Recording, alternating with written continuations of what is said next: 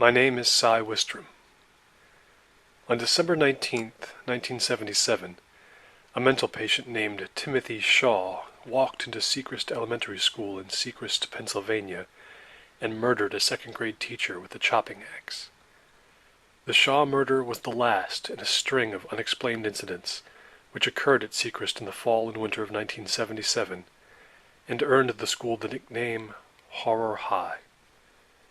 Here I will tell you the whole story. In September of 1971, Joseph Tormey died.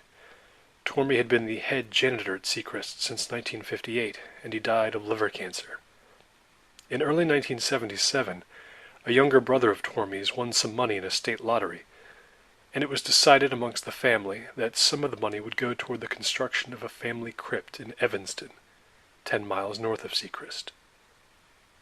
3 members of the Tormey family were disinterred during the summer, and Joseph Tormey's body was removed from his grave in Seacrist Hill on September 10th, 5 days after the school year began.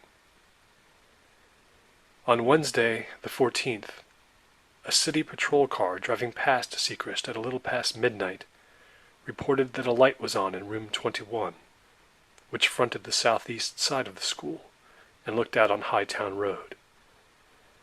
The officer in the car called the school principal at his home and asked if any staff might be inside Seacrist. The principal drove 3 blocks to the school to check on the light, as he had a skeleton key. When he got to room 21, he discovered the body of Joseph Tormey, propped up in a chair facing the blackboard. Tormey's body was entirely rotted, and could only be identified through the fact that it was missing from the county morgue, where it was being stored overnight until it could be placed inside the family crypt the next day. There were no signs of a break-in anywhere in the school, and the police didn't find any fingerprints in their casual dusting. But there were signs of foul play inside the county morgue. The body had been sealed inside a steel drawer whose lock had been jimmied sometime after the morgue closed at 8 o'clock. Tormey had been taken from the morgue and placed inside Seacrist Elementary sometime between 9:30 and midnight. Police thought that vandals may have gotten the body into the school through a second-story window, which had been left open to aerate a newly painted room. But it seemed incredibly bizarre that someone would go to such strange lengths to play such a demented joke. There were no leads, there were no witnesses, nothing to ever suggest why Joseph Tormey's corpse was placed inside Seacrist that night. He had no real enemies in the town, and the staff remembered him as a hard worker who truly loved the children at the school. Room 21 was sealed off for 2 days, and Mr. Apier, the first-grade teacher who used the room, used another. Joseph Tormey's corpse was taken back to the morgue, checked for signs of abuse, and then placed inside the family vault 3 days later. But by the 18th of September, every child knew what had happened in room 21, and some of Mr. Apier's students were terrified to go back into that room. The local newspaper, the Tri-County Gazette, printed the story on page 2 and made the mistake of publishing an unconfirmed rumor toward the end of it. The reporter said merely that Principal Xavier had erased a chalk-written message from the board of room 21 upon finding Joseph Tormey's body. The message had read, "To all this darkness." It had apparently been written in imitation of a child's clumsy scrawl. I was in the 2nd grade at Seacrist School that year. Tormey happened in the fall, and in the middle of winter came Timothy Shaw. Seacrist Elementary School was founded in 1957. From the day it opened until its closing in winter of 1978, it had the highest absentee rate of any public school in Pennsylvania. It nearly doubled in 1977. Before that, the Board of Education conducted a study of the absentee rate, but couldn't find any explanation for the problem. The school was inspected for health hazards twice in the 70s, but still no one could find a reason why nearly 20% of the students were home from school on any given day. The assistant principal's name was Stephen Odom. He disappeared on October 4th. A call was placed to Odom's home on the 5th when he still hadn't called in sick. That was on a Tuesday. His wife, whose name was Ladybird, answered the phone, and when she was told that Stephen had not come into work, she immediately called the police. She said that Odom had never come home from a fishing trip to Maryland that weekend. The two men who had been with him on the trip said only that they had dropped him off in front of his house at about dawn Monday morning. The police began to search for Odom right away. The playground at Seacrist Elementary consists of a large, square blacktop bordered on three sides by monkey bars, swing sets, and the like. Just beyond that, a large field begins. It slopes down for about 100 feet and levels out for a couple of acres. Not many children ever played in the field during recess, even though we were allowed to. It was a fair distance from the school building, and the edge of the field bordered some very deep woods. 3 days after Odom was due back at home after his fishing trip, a boy named Carl Trammell and two of his friends were having a game of catch down near those woods. While playing, Carl noticed 2 sticks rising up out of the ground toward the western end of the field, and he went over to have a look. He was 9 years old. He figured out quite quickly that the sticks had been placed in the ground to mark a grave, although there was no sign that the earth beneath the sticks had been dug in at all. Written in charcoal on the horizontal stick which completed the crucifix shape was the name Odom. Carl Trammell ran up the slope toward the playground and told the first teacher he saw about what he had found. That teacher's name slips my mind, but she wisely didn't touch the sticks. Instead, she went right to the principal to tell him what had happened. Ellis Xavier called the police a half hour later, after the children were safely inside at lunch. It was the second time he'd had to contact the authorities in less than a month. The sticks were made of thick balsa wood and connected at the intersection of the crucifix with a rubber band. The letters written upon them were 4 inches high and perfectly clear. There was no doubt about what the grave meant. And although the ground beneath obviously had not been tampered with, an area of the field 40 feet in diameter and 9 feet deep was cut out with a bulldozer, starting at 4 o'clock that same day. It left a deep pit in the field and made it impossible for the children to play down that way for 3 weeks. Most disturbing of all was the baffling result of the fingerprint testing on the 2 crossed sticks which marked the apparent grave site. The only prints found on the sticks, there were 3 complete sets in all, were those of Stephen Odom himself. He had been fingerprinted the previous summer when applying for a temporary position at an airport. On the 9th of October, Stephen Odom was still missing, and no one had come forward to offer clues as to where he or where his body might be found. On the 10th, a reporter for the Tri-County Gazette broke a strange twist in the story. William James stated in a sidebar story that during the previous year, Ladybird Odom had filed 2 separate battery charges against her husband, one in February and one in May. Both times the charges had been dropped, but the second time Stephen Odom had to spend the night in jail. The Board of Education claimed ignorance of these charges, and said that since they had been dropped, it wasn't their concern. But Ladybird Odom had also been briefly hospitalized, twice in 1977 and once in 1976, twice for concussions resulting from falls, and once for a broken index finger, which she claimed was due to the slippage of a hammer. The battery charges didn't coincide chronologically with the hospitalizations, but the paper pointed them out anyway, while being very careful to allege nothing against Ladybird Odom. Mrs. Harris, Seacrist's art teacher, arrived at her room on the morning of the 12th at about 7:30 to prepare for the school day. She didn't notice anything out of the ordinary until she went toward the back of the room to get out a ream of construction paper for her first class. There was an easel propped up there, where it usually was, but now there was a 12 by 24-inch white canvas resting on it. The drawing on it was done in charcoal, like the inscription on Stephen Odom's headstone. It showed a woman's head and shoulders and nothing else. The detail of the drawing was completely concentrated into the face.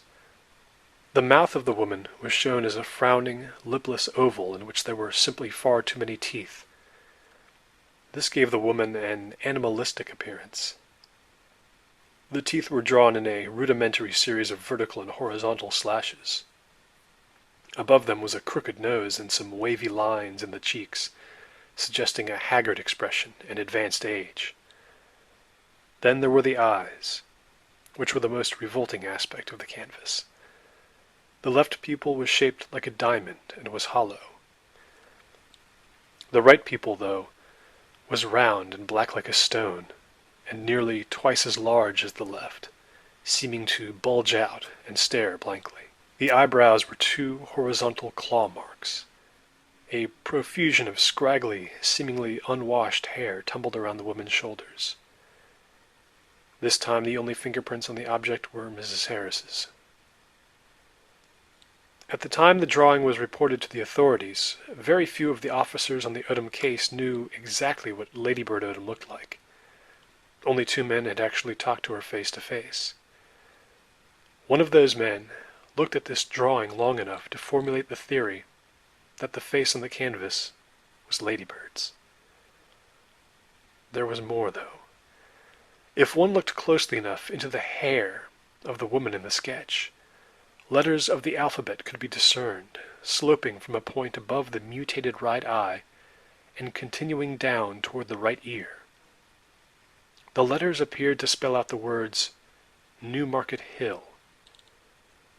Newmarket Hill is a local landmark that has some connection to a northern march during the Civil War. It's a sloping hillside of exposed stone on Route 13, east of the town of McHenry.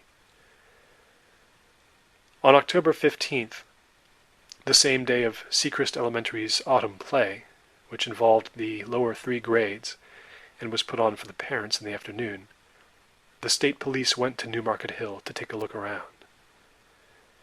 They must have been acting on someone's intuition, or maybe on agreement that the events so far in the Odom case were too strange for anything to be discounted.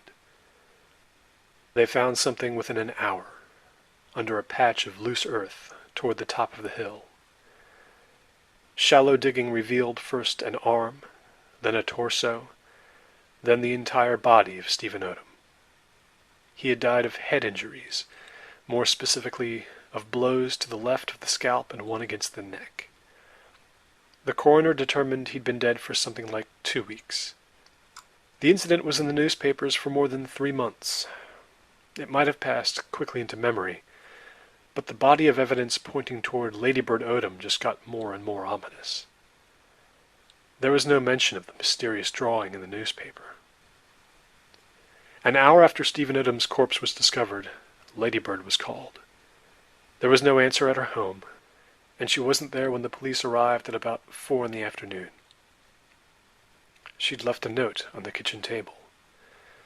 Lady Bird Odom wrote that she was at the end of her emotional rope and had to leave the area.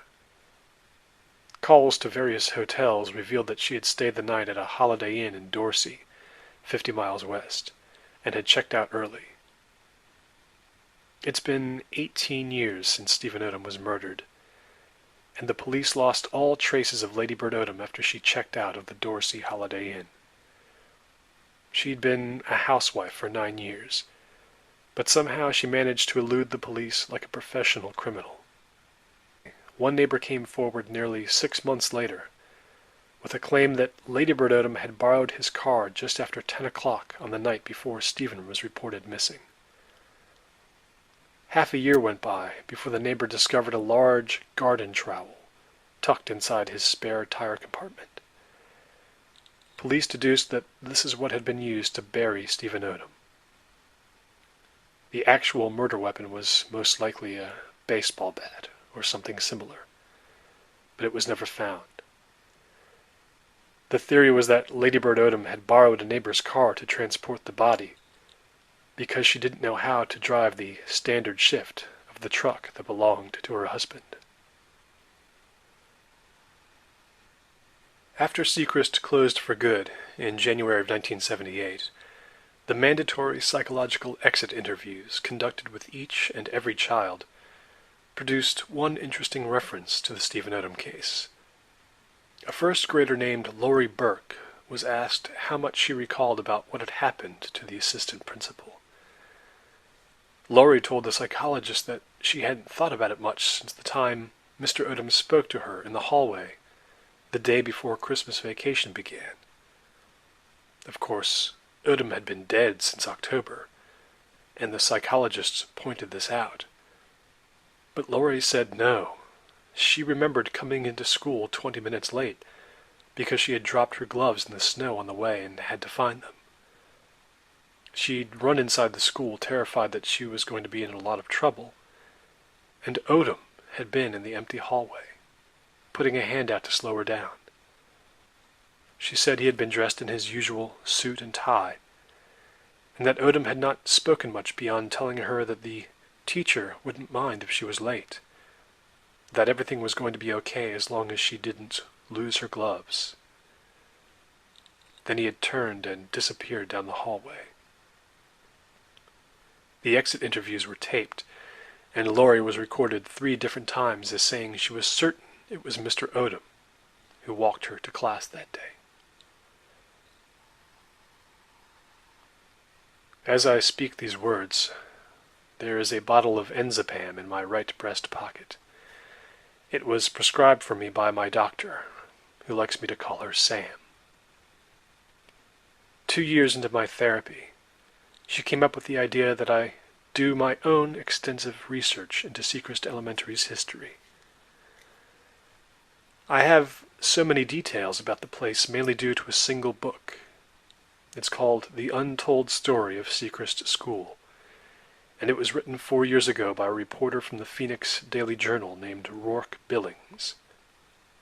It's not a very good book, and to call some of its claims outright lies would not be out of line. There's also a lot left out of the untold story, and a lot which the author could probably never have known about. For instance, he couldn't have known about my first day at Seacrist, as a first grader out of Sarah Brown Kindergarten, a mile to the north. My father walked me to school that day, and I cried when he left me, because I had never been away from home as long as I would be from then on.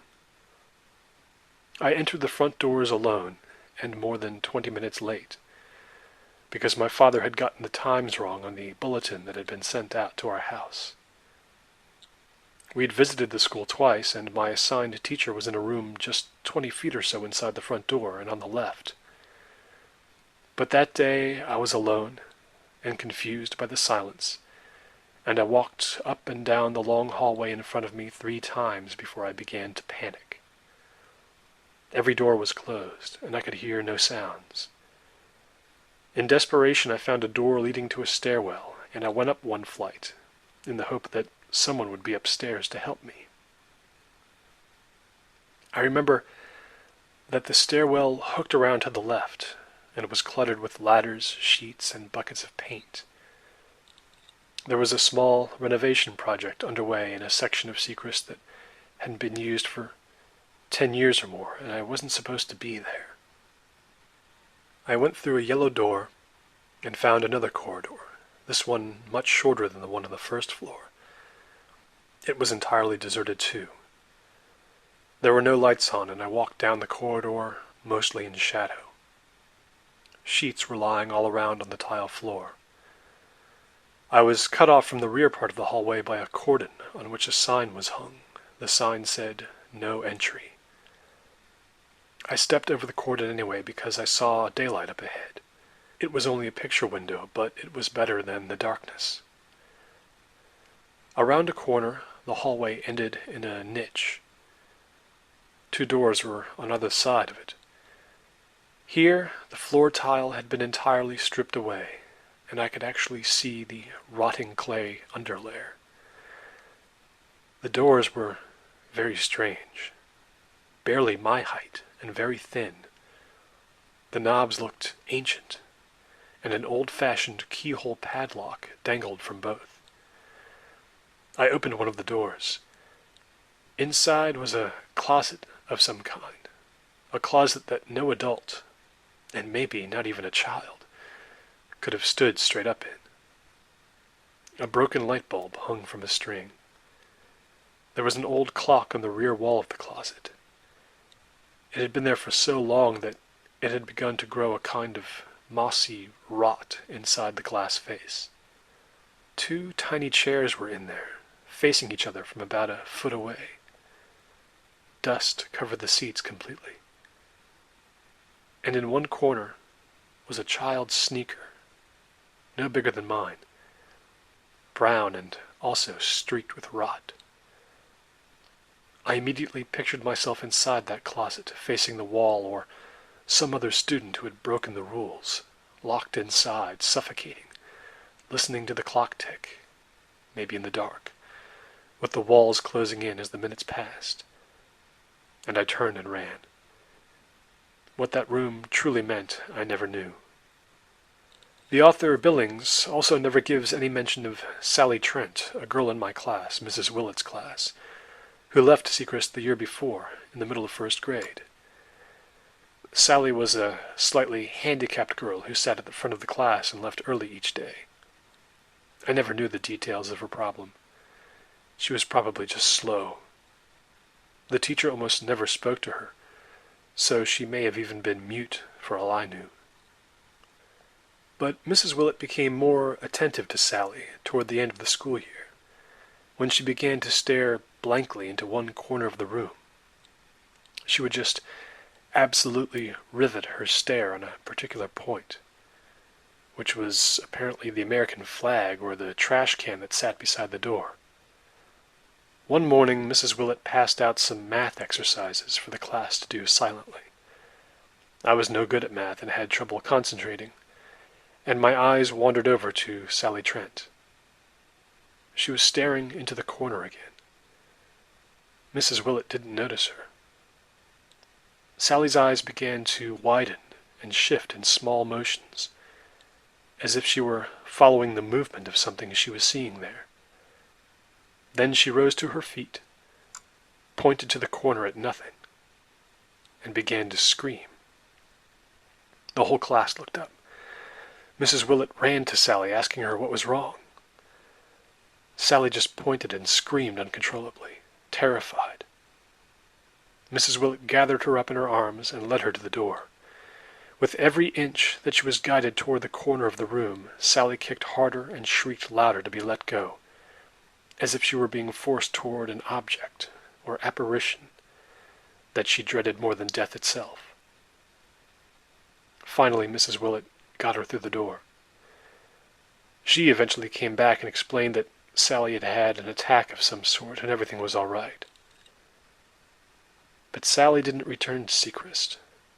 Ever. I always thought of her as Sally the Screamer, until she passed out of my consciousness with the onset of summer vacation. At 10:45 a.m. on November 14th, 1977, a fire alarm sent all 304 students of Seacrist Elementary out onto the playground in what appeared to be a routine drill.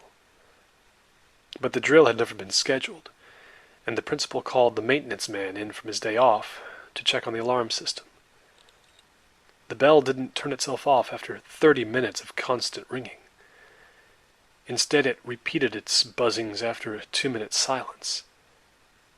The maintenance man didn't quite know what was wrong with the alarm, so he decided he had to detach it for the day and inspect it more closely.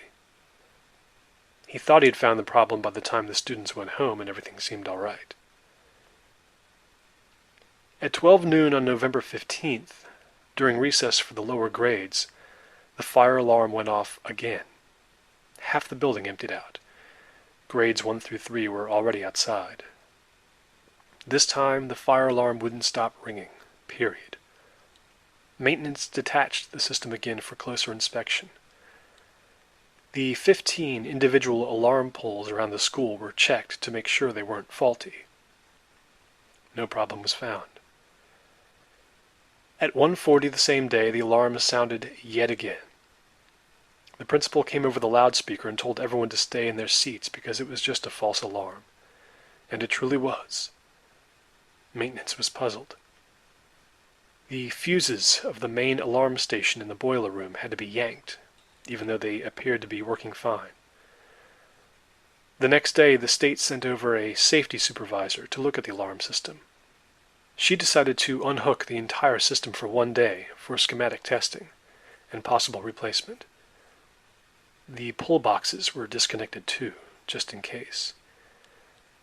So there were no operational alarms when the students came back to school on Friday morning.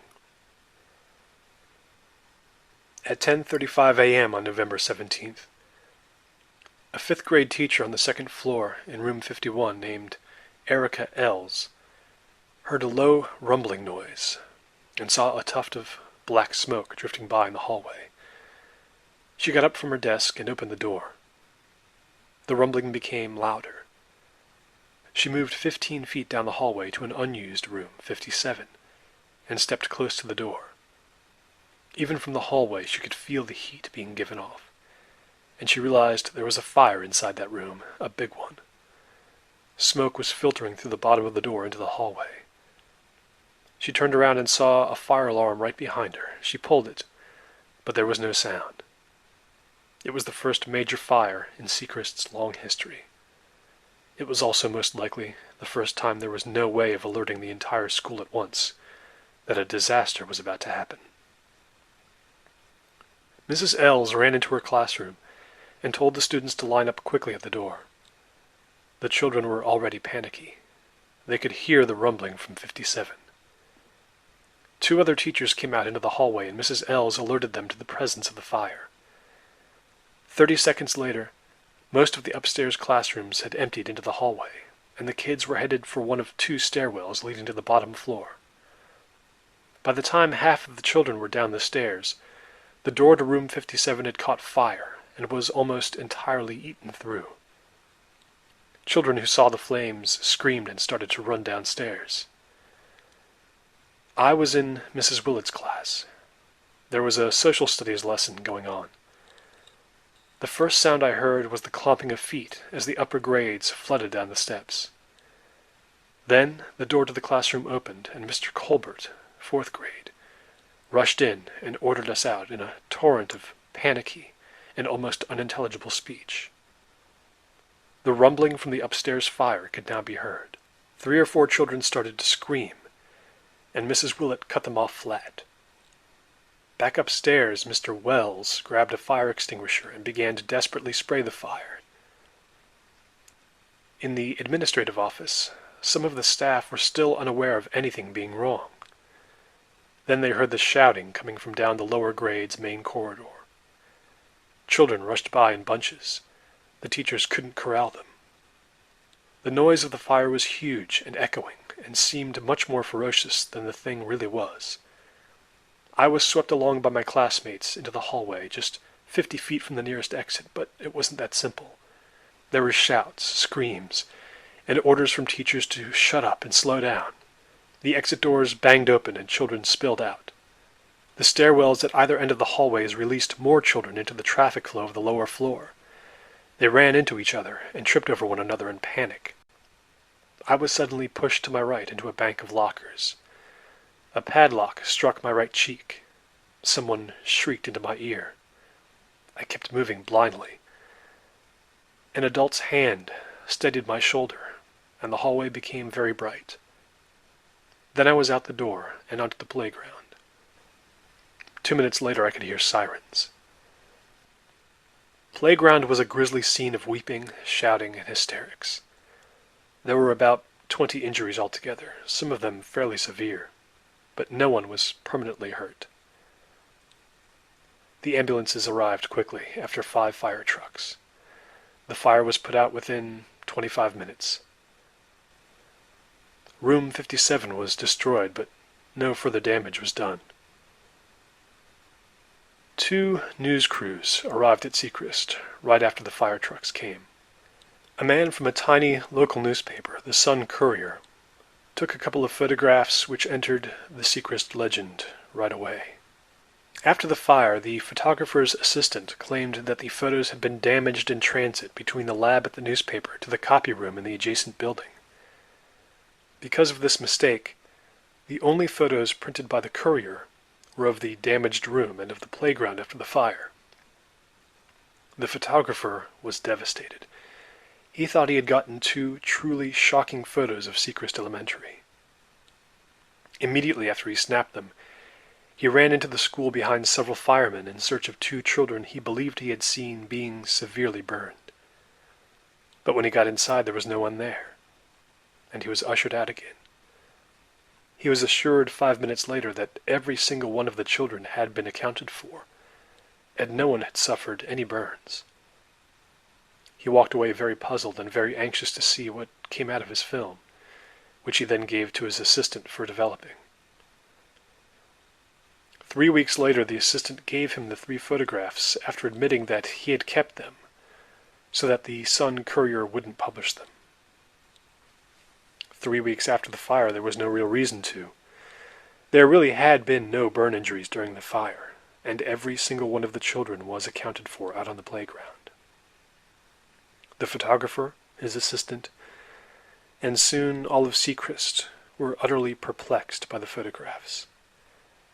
They were printed a month after the fire in a small, now defunct magazine called Inspire. The photographer had shot them looking in through the main lower grades entrance.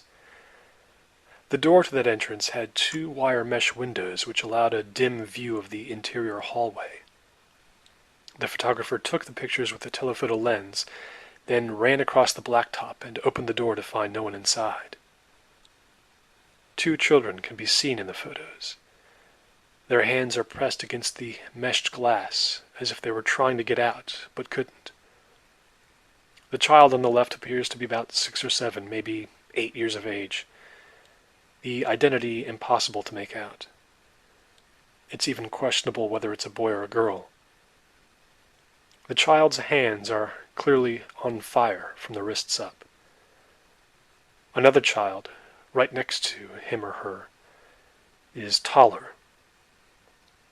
The age can't be determined because the child's head is entirely engulfed in flame. Above the shoulders there's only a bulbous mass of fire, and the child's hands rise from the window to beat on it to no avail. Someone with a persistent imagination could argue that you can see the naked contours of the lower skull. The doors at which they pound for release were never locked, barred, or blocked at any time that day, and yet they can't get out. The cause of the fire was never truly determined.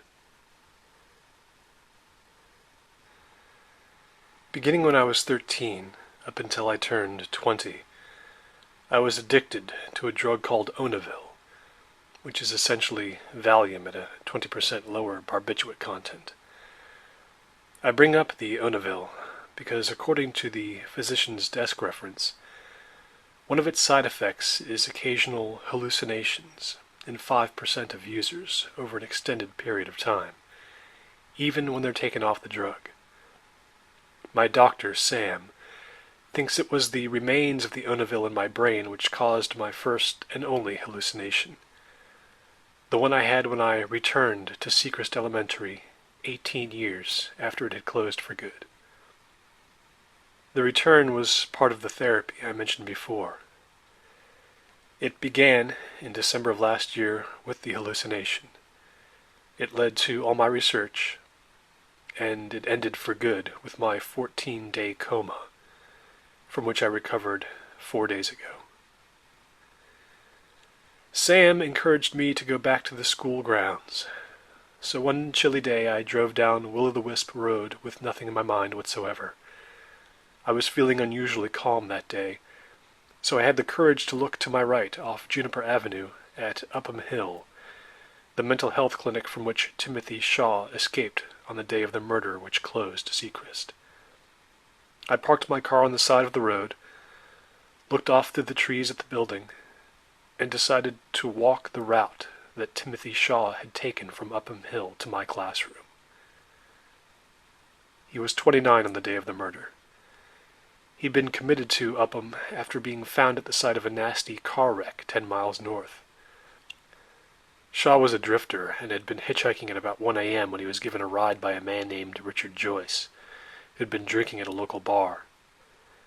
10 minutes later, the car ran off the road. Shaw hadn't been wearing a seatbelt, but he was completely unhurt. He'd left a halfway house in Oxford 3 days before. Records showed that he'd lived in such places most of his life. His parents were dead. He was schizophrenic, learning disabled, unable to fend for himself, and had occasional psychotic episodes. The state put him in Upham Hill. He was there for 6 months, all told. His record showed him to be in a stasis. He was unable to learn to read or write, was uncommunicative, rarely violent unless provoked. Once he claimed he heard voices telling him to mow the Upham Hill grounds and eat the grass, so that no one could tell he had done it. On December 19th, he slipped out of the rec room at about 8 a.m., unbeknownst to the nurse on duty. There was no other security he had to get by. The nurse was it. After that, it was only a matter of finding an exit without being spotted by any of the staff. There were no clues as to why Shaw chose that day to suddenly leave, or why he headed for Seacrist. Until the day he died of cancer 7 years after the attack, he spoke not one word to anyone about anything. On the day I went back to Seacrist, I climbed over a short fence and walked up a wooded incline to the east wing of Upham Hill. I stood for a moment at the doorway from which Shaw had departed. He'd walked down the hill, avoiding a fence, and headed east. He found a marshy patch of land that led down into a tiny, muddy ravine, and after that, the road to Seacrist Elementary. The property beside the ravine belonged to a cattle rancher. It was there that Shaw, walking amongst the cows most likely, found a chopping block and an axe dug deep into it. Shaw took the axe and crossed the road, then crossed the playground leading to the lower grades entrance. I followed Shaw's route to Seacrist until I myself stood in front of the main lower grades entrance. I was closer than I had been to the building in 18 years. It's impossible for me to tell just when my hallucination began, since the seam between the reality of standing there and the sudden images that came over me was so flawless.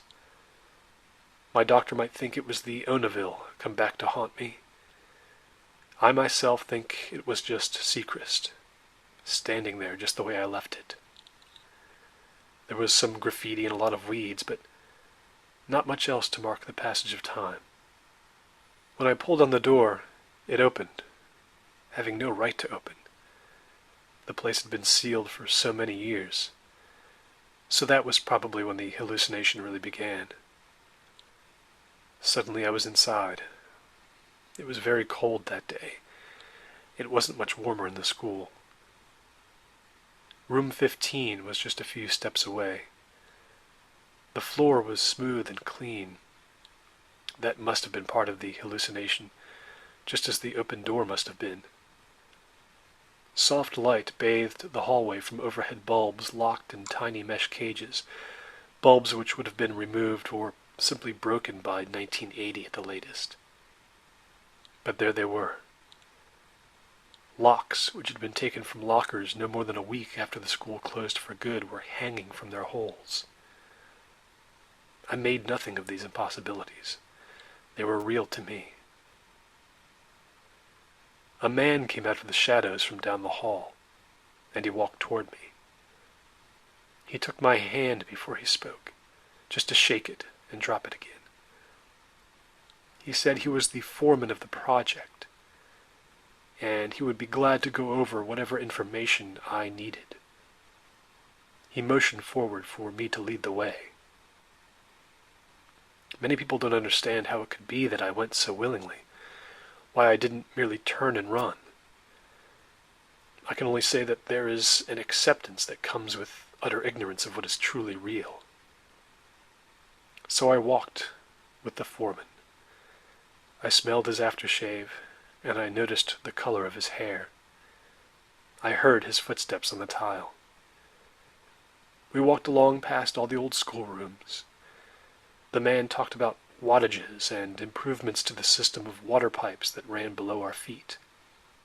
He talked about rewiring and insulation. Finally, he stopped talking, and I looked up to see that he had left me. I was upstairs near room 57.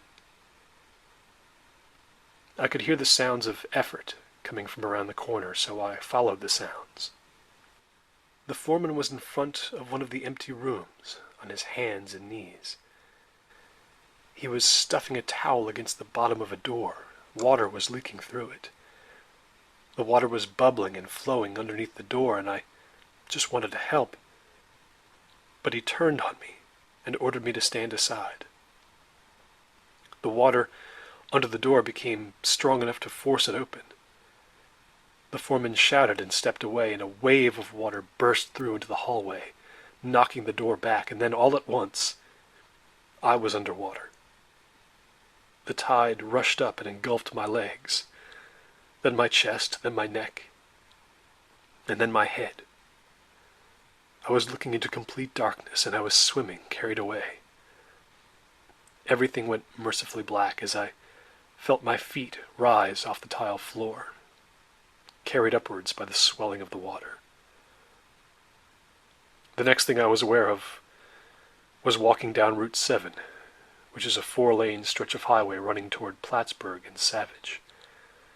I was on the shoulder, and consciousness had returned to me all at once. After 8 or 10 steps, I stopped and looked around me. Cars rushed past. I decided to keep walking toward a phone. It took me an hour and a half to find one, and I was soaked from head to toe. My hair was matted down, wet, and my clothes stuck to me. I was soaked because Lake Artemisia was less than a quarter mile away. I had gone to Seacrist, but wound up hallucinating, and probably trying to drown myself. Seacrist Elementary School was closed on January 24th, 1978. That was one day before the children were supposed to return from more than a month of mourning for Jean Willett. The official reason given by the school board was that a much longer time of healing was necessary for the children, as well as the parents. The exit interviews were conducted at City Hospital. Not a single child was excused from the questions of 10 psychiatrists brought in from all over the county to form an advisory panel. Their task was to draw up a list of questions to ask us. The point was to determine how badly we had been affected. I and 2 other witnesses to the Shaw attack were passed right on to more sophisticated counseling when we were through. I've seen all the old newspapers, all the old magazines, and found a tape or 2 of radio programs from that time discussing Seacrist. I've read Rourke Billings' book exhaustively, and talked to everyone I need to talk to. I have even visited Timothy Shaw's grave. I was finished with Seacrist, I thought, but no. I realized that I'll never be finished with Seacrist when Don Quested, the host of a show called Happenings, called me at home on May 4th, 3 days before I collapsed in the middle of my room and entered an unexplained coma, which lasted 14 days and 14 nights. Don Quested identified himself, sounding very cordial, and asked if I had ever watched the program. He explained that Happenings was planning a 12-minute featurette to run on the show in 1 month. It would be about Seacrist Elementary School. I asked Quested why he was calling me in particular. In the friendliest of tones, he said that one of the producers of Happenings had given him my name, and told him in passing that I was one of the witnesses of Timothy Shaw's crime 18 years before. I asked if he had called the others. Quest had said no. It was his understanding that the others had been extremely explicit about their desire to have nothing to do with that past, to the point where Lewis Laird's family lawyer had been assigned the task of deflecting any occasional requests for interviews or quotes. Quest had said he was hoping I might be able to give some insight into what had happened, and that of course interviews with actual people gave every story on happenings credibility, proved that it was all real, that it all really happened that way. And I had actually seen what took place inside room 15. I told Quested that I had no memories of what happened in that room. They'd been obliterated in the way memories are for people involved in tragic accidents. The last thing I remember was going into the room with Lewis Laird and Buddy Cole to be taught how to read the hands of a clock, and that was it. On the other side, I remember waking in a hospital room, unscathed. I think I shouldn't have offended this man's basic journalistic instincts by offering sympathy that they would never find out what happened in room 15. Quest had told me that they would indeed find out. He said that if I couldn't help the show, maybe Lewis Laird could. They were having trouble locating him, but without my testimony on the show, they didn't have much choice but to bypass his lawyer somehow and submit an aggressive request for his side of the tale. I warned him that he must never, ever contact Lewis Laird about this issue, because I knew he had been so greatly affected by the events at Seacrist, and he would be greatly disturbed by the call. He had even gone so far as to have his name legally changed when he was 21. I asked Don Quested if he was aware that there had been 40 suicides since Seacrist closed down, which meant that almost 12% of all those children had put guns in their mouths, or swallowed pills, or drowned themselves. I wasn't going to let Quested cause another one, and so I openly threatened him. I told him that if he contacted Lewis Laird or Buddy Cole, I would kill him. Quested apologized for touching upon such a sensitive issue, but then claimed it was all out of his hands. I hung up the phone. That was on a Tuesday. On Friday, Lewis Laird tried to hang himself in his parents' living room, several hours after speaking to an associate producer from Happenings. On Saturday, the day after, I was crossing the room to place the newspaper containing the story in the recycling box, and my legs went out from under me. I collapsed and slipped from unconsciousness into coma. When I awoke, something was different. I remembered what had happened to me 18 years before. The timing of the coma was no coincidence, and it wasn't a freak of physiology. They were killing me. But I have survived. And I've made up my mind. If they're going to put it upon me to bury the past, then I have no choice to do it, because this is never going to die. Not even with me, not even with Lewis Laird and Buddy Cole, and every last student who ever went to that place. And if you birds of prey must know it all, if that's what it's going to take to stop the suicides, to stop you picking them off one by one with your questions and your insanity, then so be it. I leave this for anyone so sick and disturbed that they want to hear it, anyone so mesmerized by the unspeakable sideshow aspect of life that they would inflict their will on helpless sheep like Lewis. You savages will never see the rope burns around his neck, and you'll never see him in the hospital now, drugged so heavily he can't recognize his own sister, because that's not interesting to you. But if you want murder and gore, here it is. Are you ready? We were being taught to tell time. A man appeared in the doorway, holding an axe. Our teacher, Mrs. Willett, asked him a question. Timothy Shaw said something back. There was laughter. Actual laughter inside the room. And then, you monsters, he tried to kill us all.